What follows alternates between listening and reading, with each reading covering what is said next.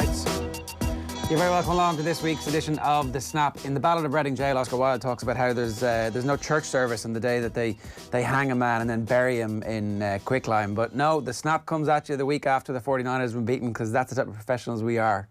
Not right? You don't care. Commiserations, Ger. You know, you're kind of probably happy. Oh, it was a good game. All I wanted was some tension in the final quarter, and we got that. Yeah, but you can't be happy because you're a Ravens fan and you've got to play this guy every year to try and get back to the Super Bowl. Yeah. Ever.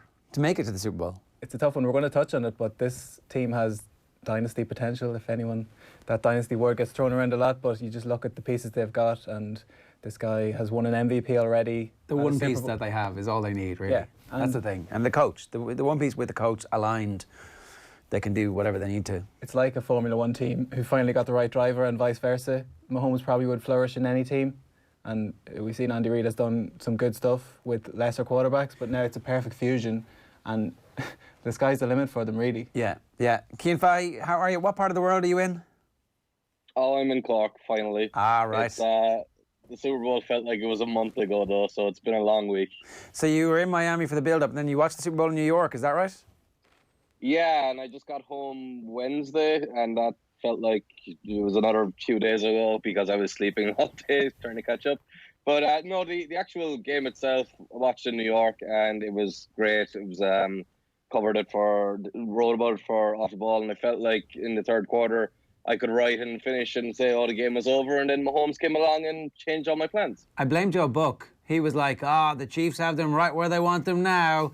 And Troy Aikman's like, I mean, I don't think it's right where they want them. Like, shut up, Troy. It was a joke. And Joe, shut up, Joe. Tempting fate. There was a lot of tempting fate going on because in that third quarter, the Niners looked like their game plan was working. And we can pick that game plan apart, as many people have been doing in many different ways ever since. But let's talk about the Chiefs, because it seems like a little bit like the Chiefs aren't actually getting the credit for staying in a game where they were being dominated to the point where they gave the quarterback the opportunity to go and win it. Can I first just suggest that your agitation there at Joe Buck was a reflection of how that game went for you, how stressful it was?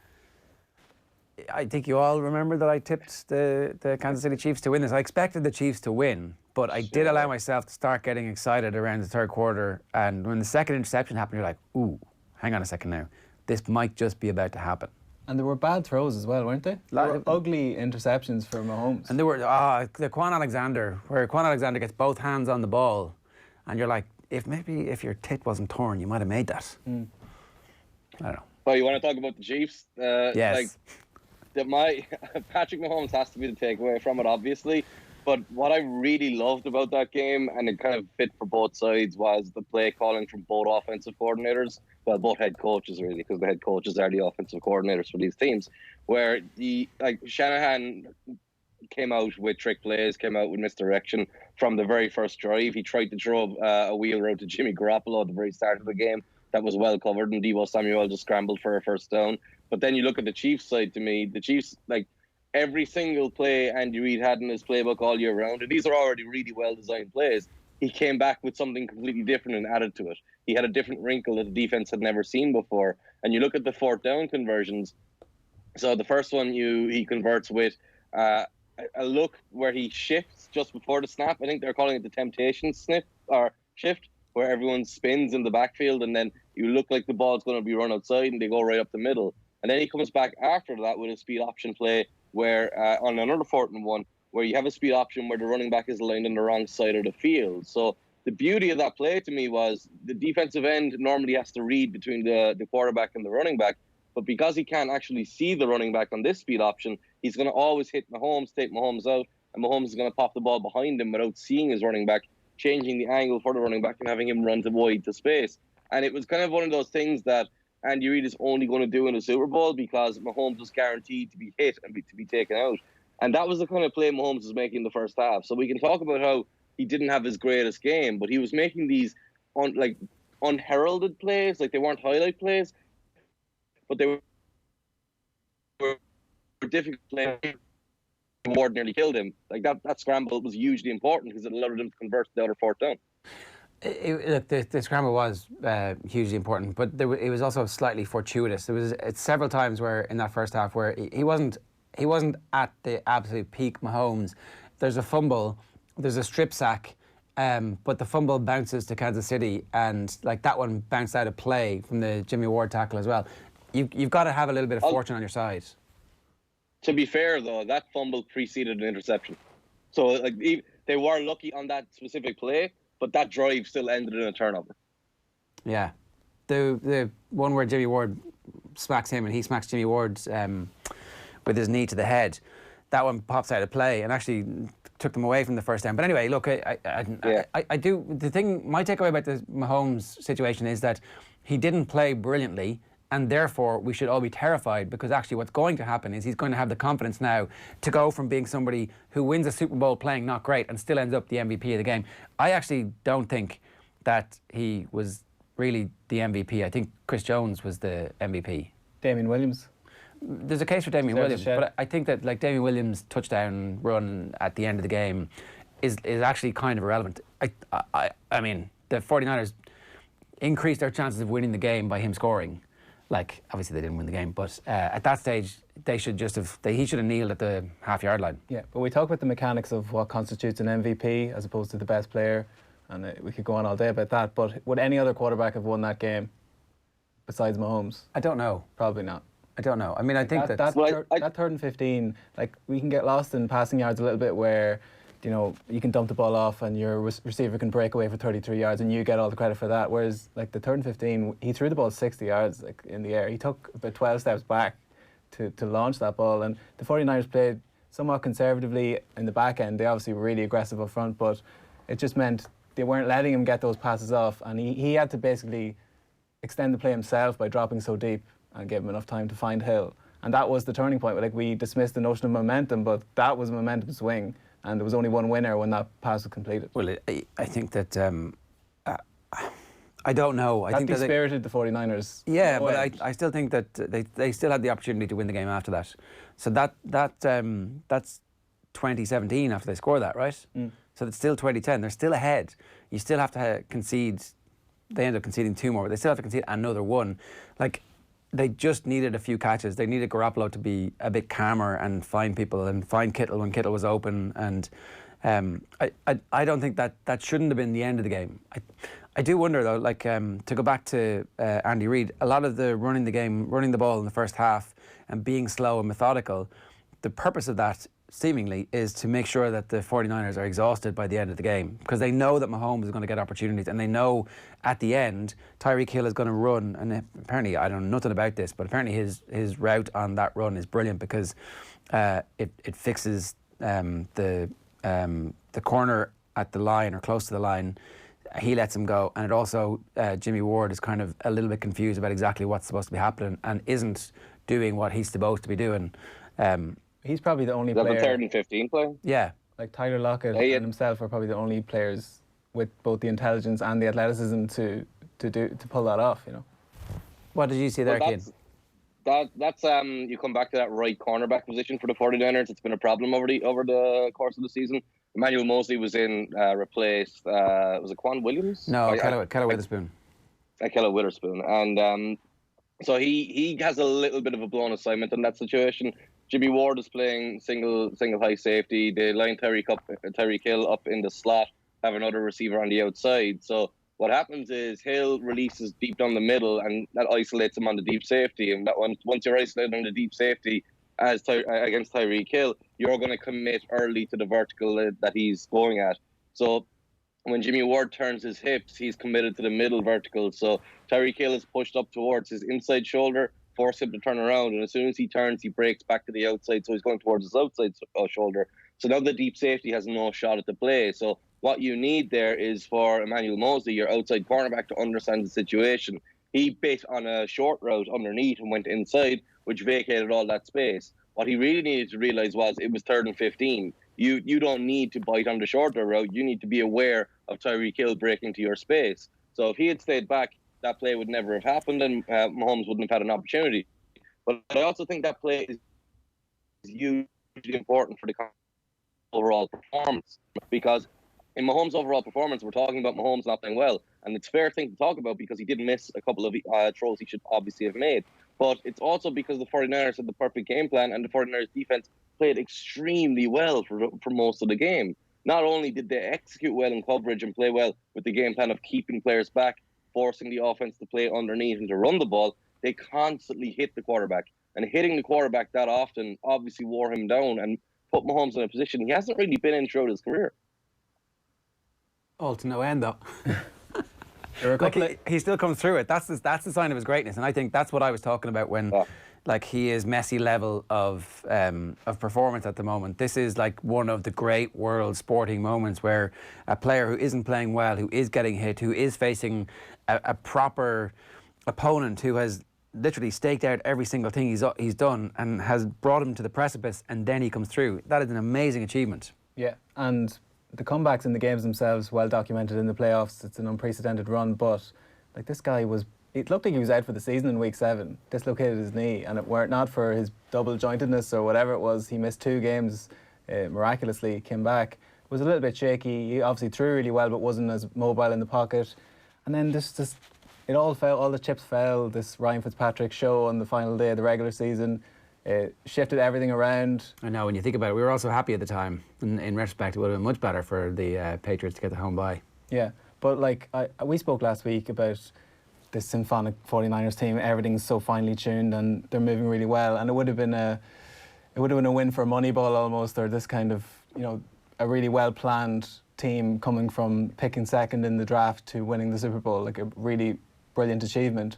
But it's the human interest stuff that's going to capture new fans, like Patrick Mahomes doing these freelancing, miraculous stuff. You know what I mean? Like, it wasn't when the Giants, the first Super Bowl I watched was when Eli Manning threw that ball up and David Tyree caught it. I'm like, wow, that was crazy. Why did you become a Giants fan then? No, but then you see, like, in retrospect, everyone's like, that front four for the Giants, that's what won the game, and the pressure up front. OC.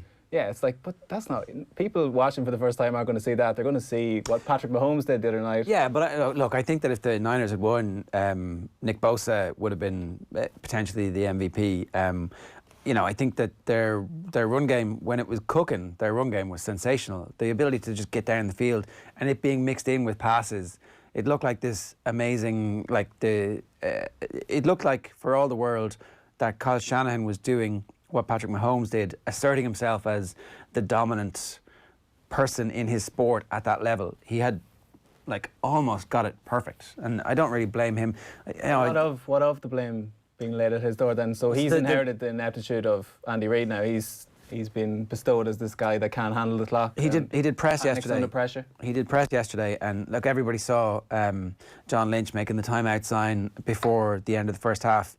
And I was listening to Steve Young this morning saying that Jimmy Garoppolo needs to go and have a conversation with Kyle Shanahan and say, why didn't you take the time out? Why didn't you trust me with a minute and a half to go down the field? I've gone down the field multiple times this year before the end of the half and at the end of the game, and we generally get at least a field goal.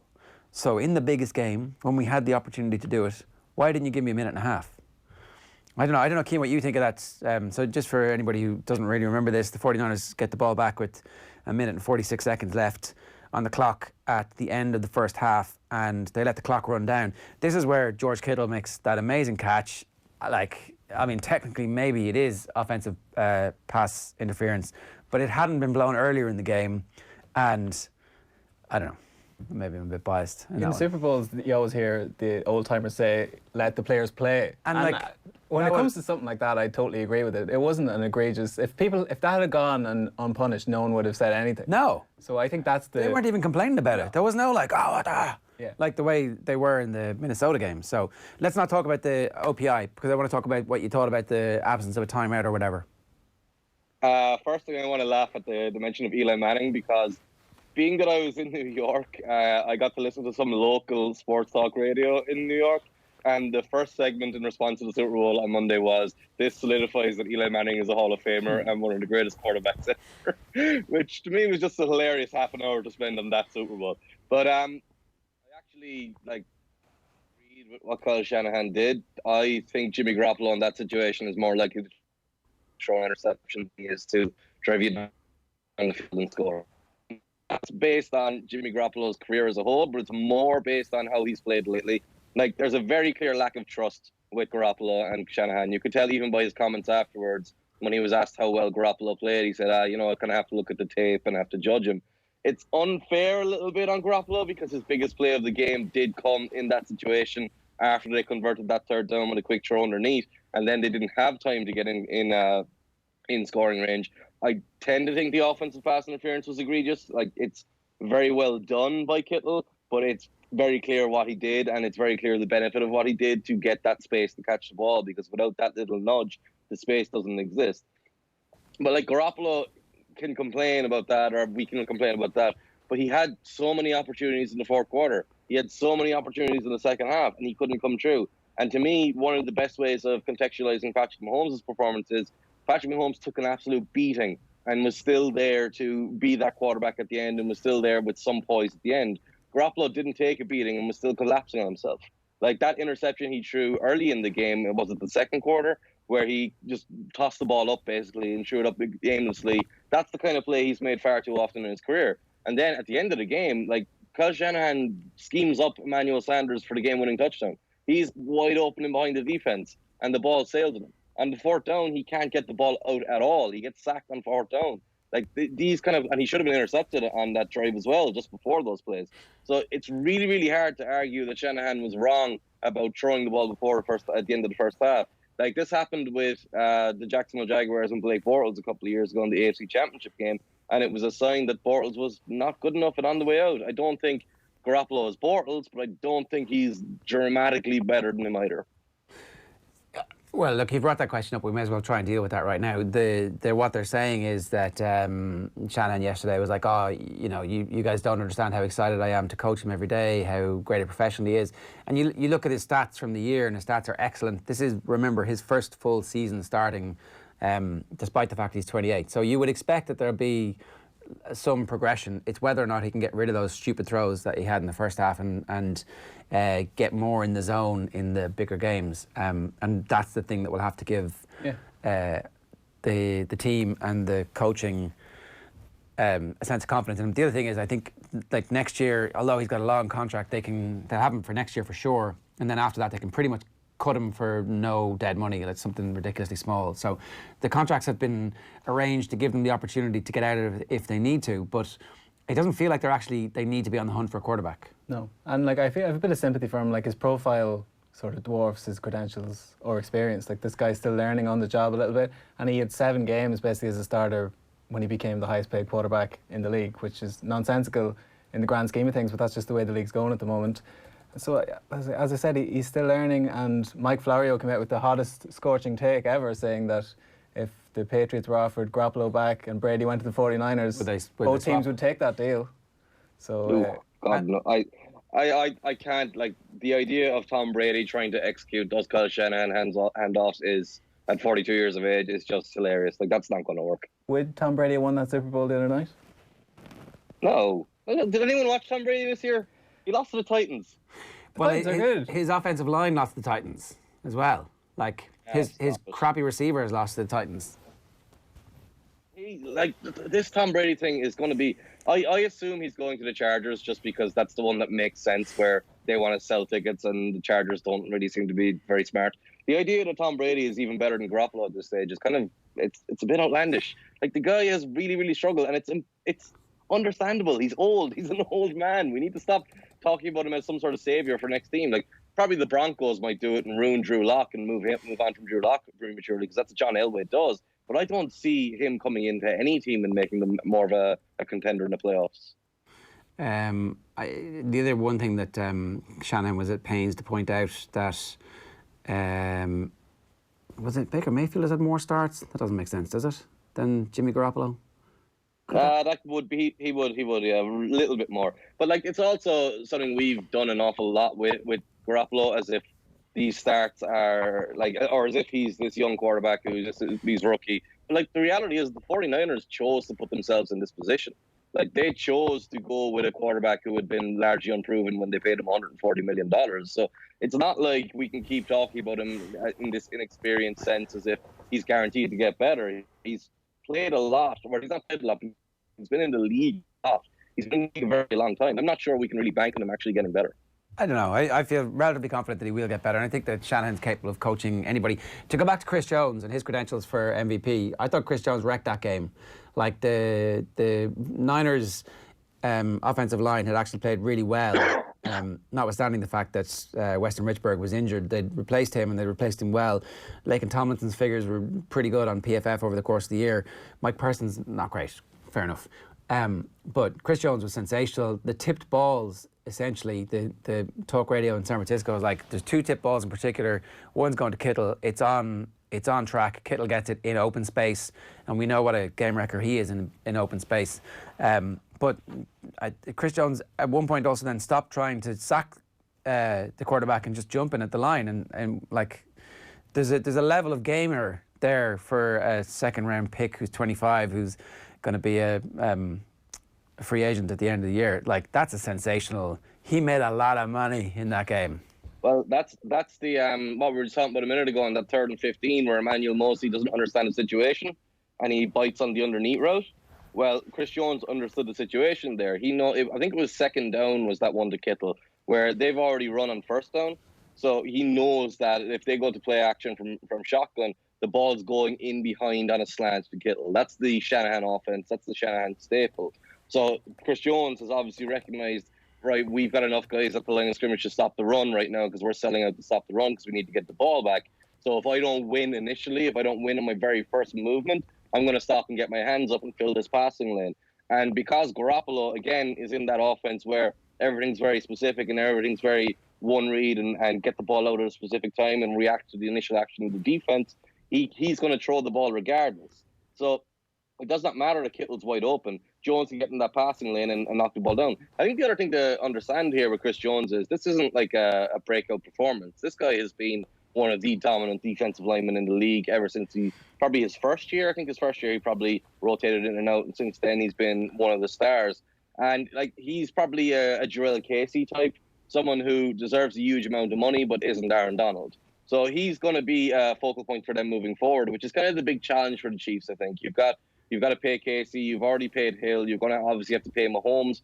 By the time Mahomes' contract comes around, that's going to be, $45 million a year? Well, they've been saving money from Mahomes since before he started. Apparently, they were so convinced. The GM there, Veach, like somebody pointed out that every move he made last offseason, every single one of them contributed handsomely in the end. So what they've done is, somebody like Sammy Watkins, for example, who apparently is like 23 or 25 million against the cap next year, he gone. And then they're just going to be able to create the space for Mahomes that way. So they have put a financial plan in place for the mega contract that Patrick Mahomes is going to get, on the basis that, you plan for him being sensational, you plan for him being mediocre, and you plan for cutting him. But they're going to have to activate the plan always includes hitting on new players, though. So the plan is never so straightforward. Well, there's an ABC. You got to plan for all eventualities in the well-run franchises, which clearly KC are. So. Are they set up to be a dynasty? And yeah. we're officially using the word dynasty here. John, screw all the Irish people who are going, the Irish dynasty. I think John's got the Super Bowl odds for next year, which always come out basically at the end of this year's Super Bowl, and yeah, they're back in as favourites big time. So we're gone with the American odds, which I always found slightly difficult. Plus 600, 6 to 1. It's basically 6 to 1. The Ravens 8 to 1, 49ers 8 to 1. New Orleans Saints are the next in line to spoil the party there. Will Drew Brees be back next year? He will be, apparently. He wants to come, and Sean Payton says he wants to come. I think that if you just back the Chiefs and the Ravens, you're guaranteed that one of them is going to be in the final, and neither of them will be. So if you're backing them both, say you put a tenner on both, 6 to 1 and 8 to 1, you're actually getting 5 to 1 and 7 to 1 about them, because you've already lost your tenner in the championship game. And that's good odds, because there's no way the Kansas City Chiefs or the Ravens are going to be 5 or 6 to 1. And the New England Patriots, seemingly by default, are just slotted in there at 11 to 1. And I'm not backing them. And the Chargers come in at 16s. So they've got faith in LA to do something. That's a mistake, surely. That's because of the expectation that Tom Brady will be there. But that is a mistake. They couldn't be 16 to 1. They're a very talented team, but they've no quarterback at the moment. So I'll offer you anything on if you want to take 16 to 1 about that. But are we on the verge of something here? Because it feels like we have a very talented athlete who has come from a high-end sports background, so knows how the rhythm of a season is going to have an impact. Clearly has good people surrounding him, so it's not like it's his first rodeo. It's not like it's the family's first rodeo. There'll be good lawyers, there'll be good social media people, there'll be good advisors, not letting him get his head turned. He clearly hasn't had his head turned because he was the MVP last year. Like, we're entering the era of Patrick Mahomes. How good is that era going to be? What's the over-under on Super Bowls that he's going to win in his career?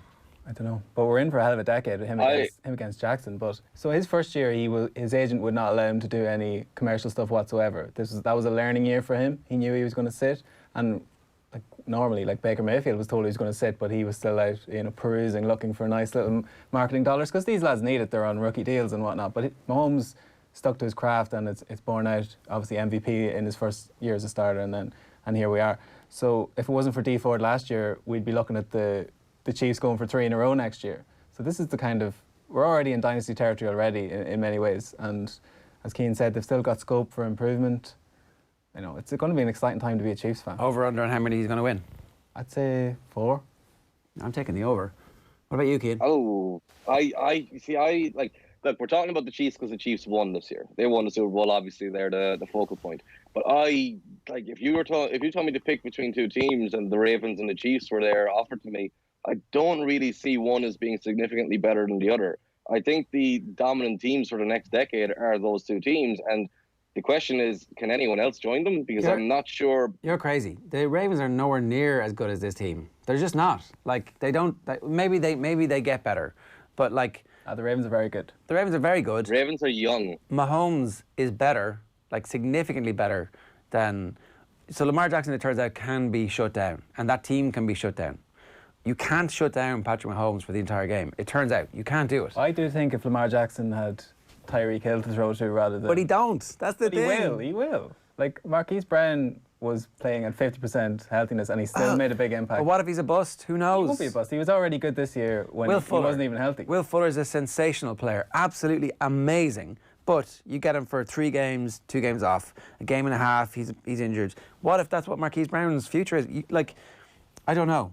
I wouldn't be banking on the Ravens. As we know, Ger, here would be my counter to that. Let's go back 12 months. What did the Patriots do in the championship game to the Chiefs and to Mahomes? Well, they nearly lost. D Ford lost. But did he not go wild in the fourth quarter? But they contained Mahomes. But this is the thing, we're talking about you contained Lamar Jackson in a game when he had 500 yards. It's a crazy, crazy narrative we're running with just because they lost that game. I know you love yourself some Lamar Jackson. I know that you've been on that train from the get-go, and I know that you're married to the whole notion that he's going to be the greatest player of all time. But, look, I'm just giving you Patrick Mahomes, and he's better. Okay, but even if we go with that Ravens team is so young. That Ravens team has all the pieces in place to be a great team. And you've got John Harbaugh there, who is one of the very, very few coaches right now who you could put on Andy Reid's level and be completely happy with that as a matchup. Okay, John Harbaugh is... Okay, so we're going to have this amazing decade where John Harbaugh goes up against Andy Reid, and Andy Reid becomes somebody who people start putting on the same pedestal, I think, as Bill Belichick after the end of this road. Because bear in mind, this is the very first time in his life that he's had a quarterback who's any good. Right, all the rest of the time he's been like, oh God, look at that guy, look at that guy. That guy just puked in the huddle. What? So what's your over/under, Cian, on how many Super Bowls Patrick Mahomes? I think he's got to win 5. I think that by the time that guy is 37 and he's going to retire early because he's so rich, I don't see him going to 42 the way Brady does. I think he's going to have 5 Super Bowls. Bear in mind that gives me 15 years. If he wins 2 or 3, it's a great career. Look at Aaron Rodgers; he's won 1. Look at Belichick is still going to be hanging around here. Aaron Rodgers had a crappy coach the whole time who didn't understand what to do with him. It's exactly the same reason why Russell Wilson hasn't won more, because they have a coach who doesn't understand what to do with him. This is one of the few times in sport where you have an absolutely perfect marriage between the person who's making the decisions and the person whose job it is to implement them. And I'm telling you, if you look around world sport, this is Phil Jackson and Michael Jordan. That's the level of synchronicity that we have. We have not had that with any of the other great quarterbacks, except with Belichick and Brady. I agree with you on everything that you're saying. I agree with you with everything you're saying in terms of praising that connection and how that connection works. But I just think it's extremely difficult to win Super Bowls. Look at this run in itself. They were down by 10 points in every single game. Every single game involves a comeback. Did you at they any came point back. think Houston were going to beat them? No. Tennessee, not really. Didn't really think Tennessee were going to beat them. There was like a split second where I allowed myself to think the 49ers were actually going to do it. But all the rest of the time, you were like, it doesn't really matter. Patrick Mahomes is going to get them out of this. And they're going to get better. They're like, McCall Hardman's going to get better. Tyreek Hill is on some kind of sweetheart deal because, well, he's Tyreek Hill. Are you really putting it at 3? In the next 15 years, Patrick Mahomes is only going to win 2 more Super Bowls? Hold on a second. But there's some contradiction here, though, as well, because you think Jimmy Garoppolo is going to get better. And if Jimmy Garoppolo gets better, that 49ers team is a bit of a juggernaut. So if the 49ers are there, the Ravens are there, the Chiefs are going to have to play against the Patriots too as well, because they're not going to go anywhere with Belichick still there. You've got a bunch of these teams who are going to be pretty damn good, who aren't going to be easily beaten for the Chiefs. So if the 49ers are a juggernaut, the Chiefs are a juggernaut, and the Ravens are close to a juggernaut or a juggernaut, how are they going to win 5 Super Bowls in 10 years? If Patrick Mahomes stays fit between now and I'm going to give him 14 years, because what is he, 23? Is he 23 or 24? Between now and the time he's 37, he's going to win 4 more. That's what I'm saying. That's the over-under on this, because he's literally better than anybody else. And I think actually the confidence he gets from a performance like this, like we haven't seen him be fully cocky just yet. We've seen him do the pretend cockiness on the sideline where he was faking it till he made it. Now he's made it. This is late stage Ali before as world champion. This is the beauty of this league right now, though, because look at the quality of quarterbacks you've got coming through. Like Deshaun Watson is going to be there for the next 5 years. Russell Wilson is going to be there for the next 5 years. Dak Prescott, if the Cowboys can ever sort themselves out, they probably won't because they heard Mike McCarthy. He's a great quarterback too. You have so much talent, and then you're talking about Joe Burrow and Trevor Lawrence coming into the league. You're expecting all this quality to get better and better. It's a beautiful thing that Patrick Mahomes is this good already, and it's a beautiful thing that he's in the right spot and the Chiefs are this amazing team. But there's an awful lot that has to be determined before you can start talking about a team as a dynasty, and it's just too early with them. So you're sitting on the fence. Got to split. No, I'm saying no. You're just going mad. Like, look at that Seahawks team. How good was that Seahawks team? And they won like 2, or no, they won 1 and got to a second. And the coach didn't know to give the ball to Marshawn Lynch on the 1 yard line. Come on, Pete Carroll. Pete Carroll blew that, right? And that transforms how we think about the Patriots. Like the Patriots dynasty is they take what they give them. Look, Bill Belichick, brilliant coach, absolutely sensational, greatest of all time. But I do think there's a possibility that Patrick Mahomes goes wild over the next couple of years, and I'm looking forward to that. And I'm also looking forward to him maybe losing one against the 49ers along the way, or 2. What about Kyle Shanahan? So you see around the NFL these 28-3 signs where since that Super Bowl that people have been teasing him about that, and now he's got trolling. The word's trolling. Go on, Ronan. Yeah. So to what extent is he going to be saddled with this now? Has he got a reputation, or is it being over-egged a little bit? Lana, what do you think, Cian? There would be great irony in taking this from the Super Bowl that Kyle Shanahan was the problem. Like, if we're going to celebrate Andy Reid and what Andy Reid is and then blame Kyle Shanahan for what he did, I find it crazy because, like, I think it was Ed Werder was giving out about how many passing plays Kyle Shanahan called in the second half. And it's like, yeah, you call passing plays to try and go and win the game. If he had only called running plays, everyone would be blaming him for only calling running plays. We're just playing the result with Shanahan. I think he called an incredible game. I thought he did everything that I would have done in the situations. Maybe that's a bad sign for him. But everything he did, I would have done. I thought he schemed open the game-winning touchdown. He moved the ball in ways that his quarterback didn't have to be overly stressed. The running game worked to a degree, even while the defense was focusing on it.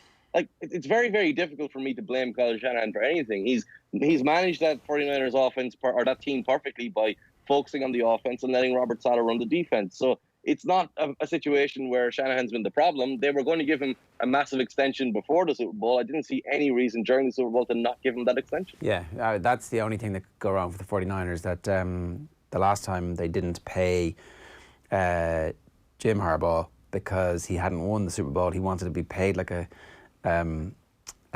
Super Bowl winning coach, and they wouldn't give him the money. I hope they're going to give the money to Shanahan and keep him there and make sure that marriage that they have that's working very well for them is maintained, and that they have that continuity to the point where I think they need to keep Arik Armstead. That's the one kind of, well, him and Emmanuel Sanders. I'm not sure if they need to keep Emmanuel Sanders or not, but like I don't think Sanders will stay there because he'll get more money elsewhere, and because they've got how good was Deebo Samuel this year? That wide receiver class from last season, like Terry McLaurin was the best receiver in my opinion.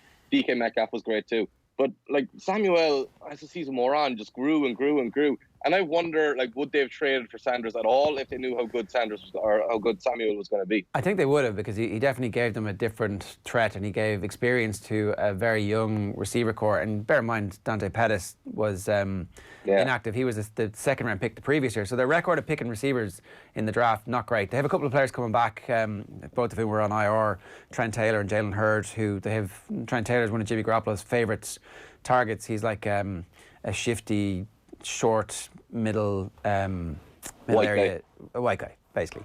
Yeah. He's their Wes Welker, and then Jalen Hurd is another version of Deebo Samuel. So, yeah, I'd like to the victors write history books, Ger, but the 49ers have had an unbelievable season. they have. Like They have. It was like, can you imagine the Washington Redskins who pick second this year going to the Super Bowl next year? I cannot. Kyle Shanahan, for that reason alone, deserves enormous credit for what he's turned around. There were extenuating circumstances last season, obviously, with Jimmy G going down. It's true. But still, it's been But an the coaching, unqualified success. the coaching ticket is effectively going to be exactly the same next year. They'll have mostly continuity on the defensive line, on the offensive line. And look, seasons are seasons. They got away with their injuries across the year and had discovered some depth. So we'll see. With regards to the Chiefs, go on, yeah.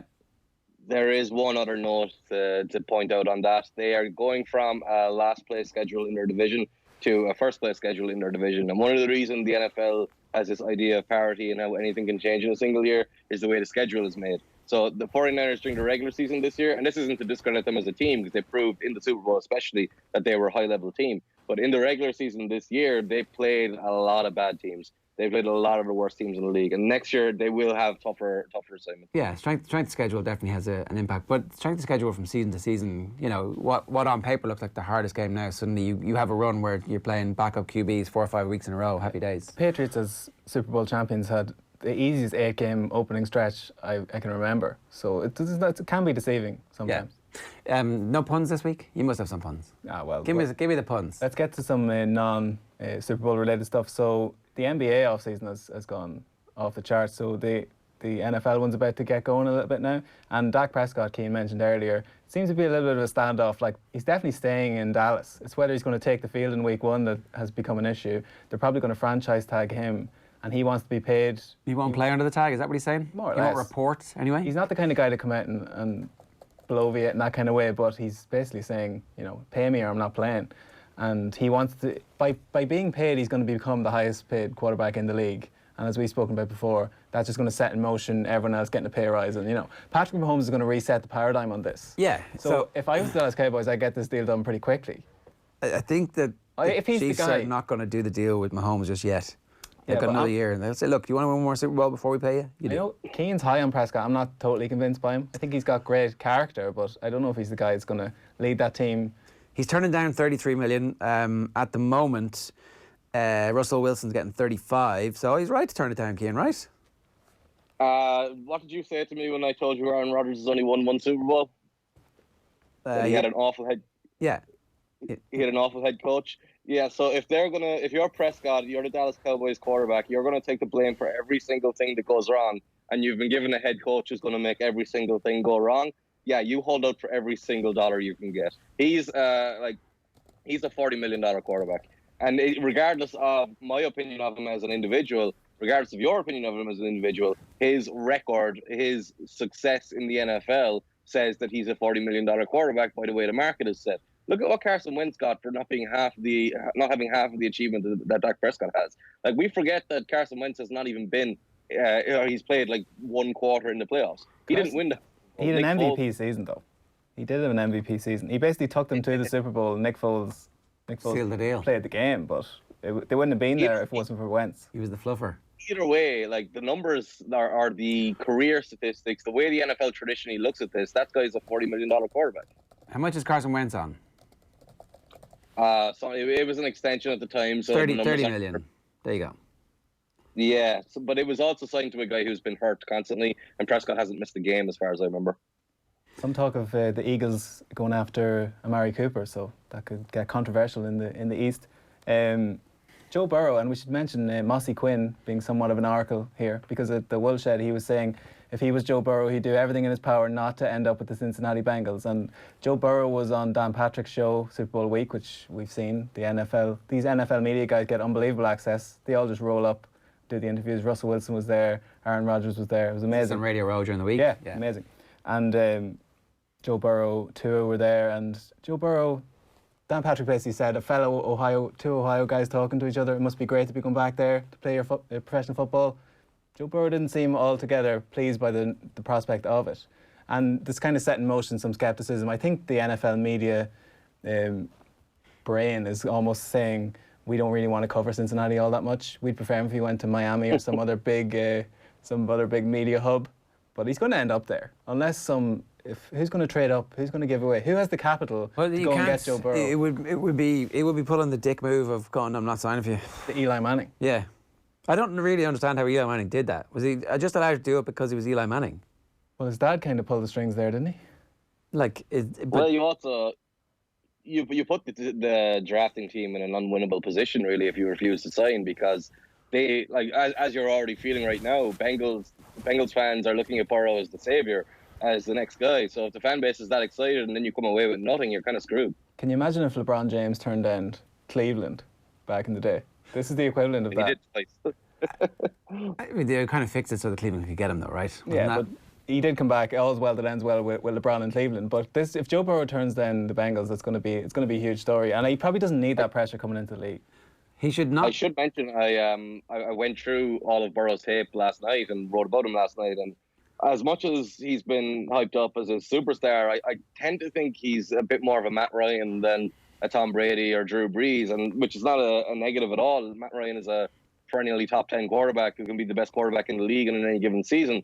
But I'm also looking at him thinking, yeah, if I got offered 4 first-round picks, 5 first-round picks, I'd probably trade him. Right. Maybe somebody will do that. I think, because as I said, Tua was doing the circuit last week, and I think a lot of teams are going to talk themselves into thinking, this guy's healthy, we're going to go for him. And I think if all else is equal, he's a more talented player.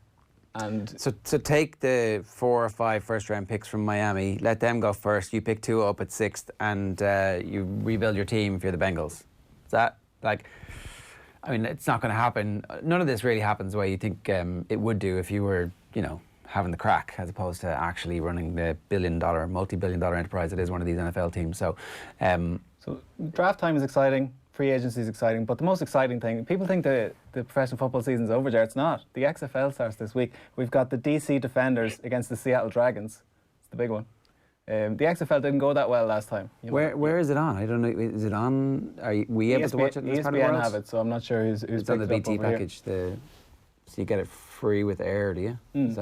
But like Jeff Perlman, who's been on the show before, like he's written about the USFL, which is kind of the same notion where you're basically slotting into the NFL offseason to feed people's hunger for football, because there's only 16 weeks of a regular season. Yeah. People are interested in football for 52 weeks, so if there's football on, they're going to watch it. Yeah. And if it's of any sort of decent standard, and the USFL was successful. He's waxed lyrical about how much he loved it and the vibrancy of it, and then Donald Trump got involved. There's a really good book about it, Football for a Buck, I think it's called. So the XFL has really bad baggage, but I think the idea is solid, and if they can orchestrate it in any sort of decent way, it can last. But it'll just be interesting to see. They've got some pretty wacky rule changes. Who's your team? Oh, I have no idea. I'm going to go with the Seattle Dragons because they're here in front of me. What about this, Cian? Is this a nice little sideline for you in the off season? It can be very frustrating to watch college football and stuff like that, because the quality of quarterbacks can drop off so quickly. But there are different rules in this, so it might be interesting. And they are. I can't think of any specific examples off the top of my head because I only went through it very quickly. But when I did look at the list of players involved, I was kind of surprised at some of the names they have.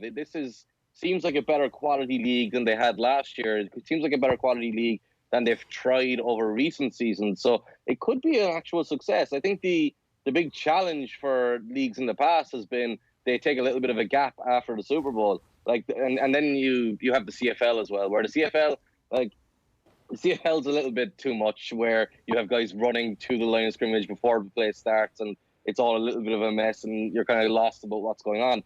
Hopefully the rule changes in this league are not such a departure from the NFL itself, that there's a little bit of an easy transition. I think it could work. I'm excited at least to see it try. I'll give it a fair opportunity, a fair chance. If the quality is good enough, I'll buy in. And I think the chances of this are better than any other league that we've had for the last 15 years. So some of those rules are subtle. So there's a 25-second play clock rather than a 40-second play clock. So Good idea. It's a quicker game. Game up. Yeah. On the flip side, instead of kicking extra points, Ger, teams will have to convert with their offense from either the 2-yard, the 5-yard, or the 10-yard line. Each location counts as 1, 2, or 3 points respectively. Oh, 3 points for the 10-yard line. If a turnover happens and the opposing team scores, then that number of points will go to them. So I think it spices things up a little bit. Yeah. As Cian said, the quality of players aren't quite as good, but It probably spices it up a little bit too much. Yeah. Like there's you remember when golf and they were like doing all there's target zone and all that. It's like these are still professional athletes. Like in terms of the top selections are going to be decent players. Antonio Callaway was playing until he got injured, right? Yeah. If anything, this is going to be like mid-level college stuff, which is good at the. Connor Cook is one of the quarterbacks. Yeah. So I give it a good chance. Just ignore that Vince McMahon's involved and all that goes with that. Yeah. Right. Cian, is that it from you? Have you anything else? Any final thoughts? I don't like that departing shot at Vince McMahon, though. Vince McMahon knows how to put on a show. But as he said, the WWE and the XFL are not related anymore. They're not the same thing. They're separate enterprises. So let's leave it at that. He's going to be all right anyway. He's got enough cash. Cian, good stuff. Thanks for joining us this week. Thanks, guys. You can follow Cian's work on his Patreon account. Right, we're going to have one last bit for you here. We're going to get to that in just a minute, but a reminder that tickets for the Aer Lingus College Football Classic game between Navy and Notre Dame go on public sale on the 20th of March. No issues around the quarterback play from both these two teams. It's going to be great. Head over to collegefootballireland.com to sign up for the latest updates and also to register for 48-hour pre-sale access to game tickets before they go on public sale. Bear in mind, these tickets absolutely flew out the door the last time that Notre Dame were involved. Sold out in 4 hours. So make sure you head over to collegefootballireland.com for the chance to get early bird access. You're definitely on the inside loop here when you're watching us here on The Snap every week. And a reminder, of course, American football on Off the Ball is brought to you in association by the Aer Lingus Classic between Navy and Notre Dame. Now, Derek Mobley from ESPN was in studio with us a little bit earlier on this week. He's the director who will literally be calling the shots for the TV on the day of the game. He's the one who actually dictates what everybody sees from around the world, and it's obviously a little bit weird for them to be doing a college football game from Dublin, but he's got some really interesting stories, and here's a piece of the interview. The full thing is available on all of our podcast streams, and we'll see you next week. Best of luck.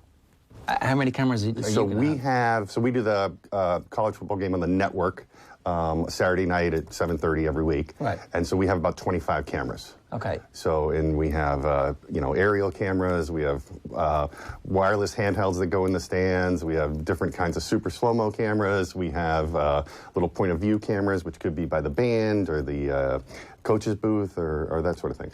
I think you were with ESPN 14 years, is that right?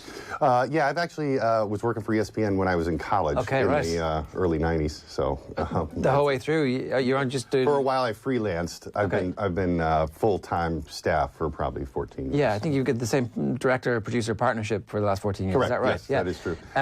So what is your gig on game day then? So I don't have anything to do with actually college game day. Sorry, I keep saying game day. No, it's fine. On the day of the match. On the day of the match. So, but I work very closely with their director. So on the day of the match, I sit in the control room, and my basic job is to choose which of the 25 cameras we put on the air. So every time you see the picture change, I've made a decision to show this player or the quarterback or the running back or the band or the cheerleaders or whatnot. I'm talking to the whole technical crew. And sitting next to me is a producer who talks to our presenters, and then he decides what replays we're going to show, what graphics we're going to do. And so a lot of people describe it as the producer is the head coach and the director is the quarterback. So the director kind of executes the whole plan for everyone. It's a bit of air traffic control as well to make sure that the planes all land at the right time, because the ball is in the air and it's about to land in the wide receiver's hands. You've got to move from one to the other at just the precise right moment, or maybe you don't move at all at that point. Correct, yes. Trying to not disorient the viewer, and just, if I'm doing my job well, you don't really notice what I've done. You've seen everything you wanted to see. You saw the right reaction shots. You feel like you're at the game. You've seen the right replay, that sort of thing. And then there's a lot of times where there could be 5 great things happening at one time, and I have to pick the one of the 5. Yeah. So I end up seeing a lot more of the event than you do at home. As a matter of interest, is all of that recorded? Is every camera recorded so you can go back to something 20 minutes later, you can call back to something that you remembered has happened? Yes. So we just finished the national championship game in New Orleans. So there we had 100 cameras. Right. And we had 42 different replay sources. So some of those could have multiple cameras in them. So it's a pretty big operation. For the championship game, everything obviously is bigger because it's the championship game. At some point, though, what we've seen is that what happens in the championship game becomes standardized over a period of time. Correct. How quickly do you think you get to a position where you have 100 cameras for every game? I think that will not happen. Okay. Yeah, I think just logistically, budgets. We set up probably 10 days in advance in New Orleans for the game. We had 12 different mobile units, OB trucks. Right. Whereas a regular game, we set up on Friday for a Saturday game. We have 2 OB units. It's just the scale of it, I think, is not practical on a weekly basis. And also, like, a lot of these college football stadiums are from 1920. Yeah. So they don't have the number of camera positions and different things. I think the thing that we'd like to get to in football, and we're getting there, is these cameras in the pylons or the line to gain that really show you the definitive angle on did somebody score or not. I think that's the kind of thing that we may go forward in having more events, or just something that the college football governing body or the NFL would just Decide. take over and mandate and say, we're having this